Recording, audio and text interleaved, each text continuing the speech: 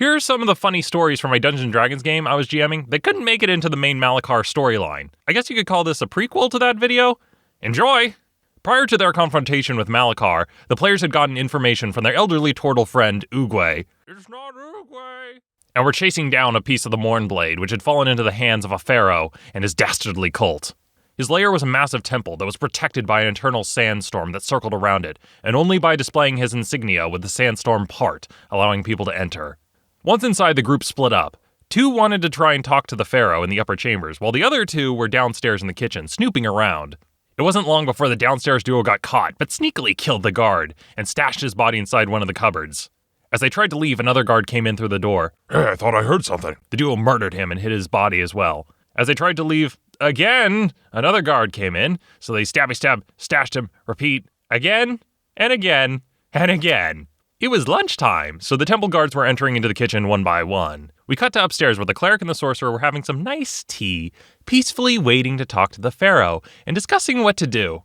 The cleric was like, We need to reach these people. Let's just talk to them and ask them, hey, can you stop being evil and murdering innocent people and taking slaves? And who knows? He might say yes. Yeah, that'll probably be fine. But just in case, I'm going to be working on a backup plan in case it doesn't work out quite the way you're imagining it. It involves a fireball, and then we cut downstairs to another stabbing and another murder taking place as a new guard kept coming in to replace the one that had been killed. The rogue and monk had murdered over a dozen already, and were starting to run out of space for the bodies. So they began having to get creative, hacking the bodies into pieces and stashing the severed heads in grain baskets and legs and arms in the shelves and torsos in the cupboards. And still, people, one by one, were coming into the kitchen. Meanwhile, upstairs, the cleric and sorcerer get seen in by the pharaoh, who gives him his big, evil speech, and the cleric decides to take him on in a fight. For all of one round before he realizes that they're way outnumbered, and they book it out of the room.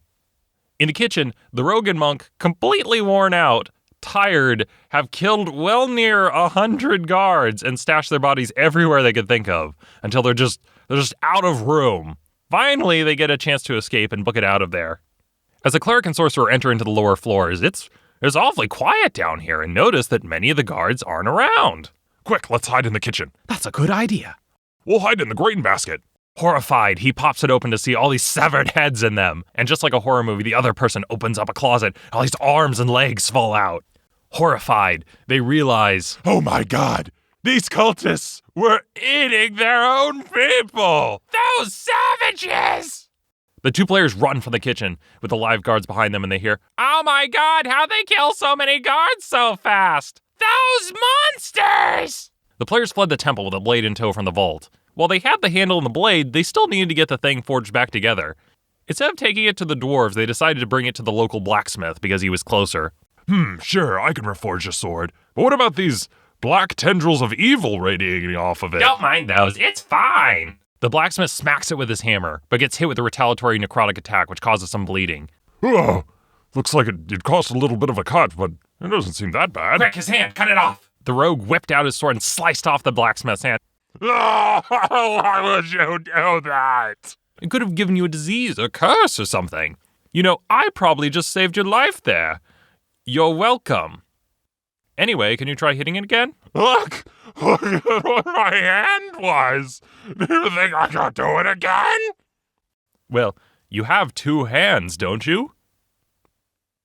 What? Coincidentally, later on in the storyline, the Warforged player needed to get some armor remade, but they forgot that the only blacksmith in town didn't want to talk to them and was injured, so they had to get the job done by the blacksmith's apprentice instead.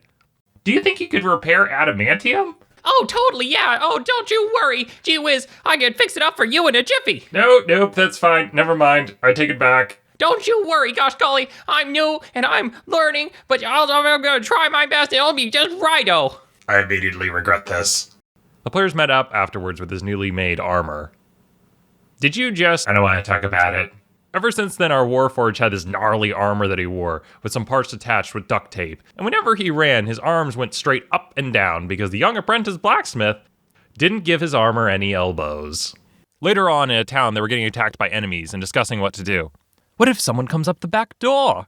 Don't worry, I gave Bernard a dagger, and I put him out back to guard it and keep enemies away. We're safer now. They were discussing a potential fight with an Illithid they had coming up, which one of the players was not having, and everyone else was just ignoring him.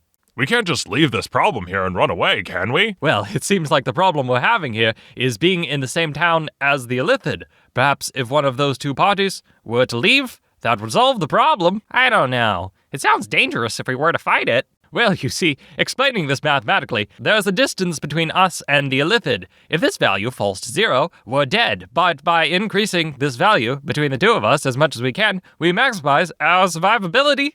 What do you guys think we should do? How can we kill this Illithid?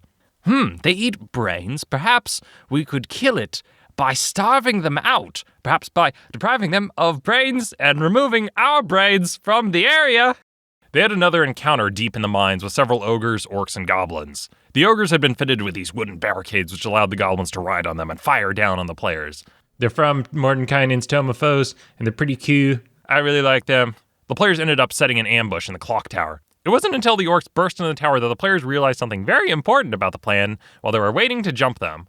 I don't know, something about our plan, it just doesn't seem right. Don't worry, they won't stand a chance. That's why we filled this entire floor we're standing on with explosives. So, what's gonna happen? First, we lure the orcs into the building. Second, when they come up the stairs, it triggers the trap and detonates all the explosives in the room which we're in. And then we run! The next round, several of the players ended up jumping out of the window to the street below and broke their legs as the entire church detonated. A few didn't make it out of the building in time and were discovered in the rubble after the thing collapsed. Well, I guess you could call that a success. Later on, the group had gotten jumped by a band of drow and spiders. Our gnome monk decided to talk to one of the spiders and see if he could convince them to switch sides. Hey, could you help us out? We'll give you stuff. Well, sure, yeah, I just love helping people. It'll be great. We'll give you money, fame, special spider privileges. Special spider privileges? Yeah, we'll give you holidays, days of the week off, only spiders. We'll give you spider treats, spider houses. There'll be special spider laws. Special spider laws? Yeah, it'll be great. Okay, what do you need? Can you talk to your friends and see if they'll switch sides? Okay, I'm on it. He went up to talk. Hey, what's up? I'm just salivating over my next meal of man flesh, while they cry in agony unable to run away. I can't wait to sink my fangs into their skin and boil their blood from the inside out with my venom. Okay, good talk. What did they say? I talked to them. They seemed interested, but they didn't say yes exactly. They didn't say no either. So I think they're going to think about it, and I'm pretty hopeful. Eventually, Bitey ended up going with a group. Part of the mythos with him was that only our gnome monk could talk to him, and if anyone else tried to speak to him, what they get was this. Hey, Bitey, can I ride you? Well, sure, yeah, of course you can. Bitey says it's okay. That sounds like fun. Eventually, the group made it back to the capital with a reforged Mornblade. From their heroic deeds, the group became well known and started getting some name recognition. Do these nobles know who we are? We're kind of a big deal now. Hang on a second, let me roll. You know what? Actually, I think they do. Oh, of course I recognize this group. You're the turtle f***ers, aren't you?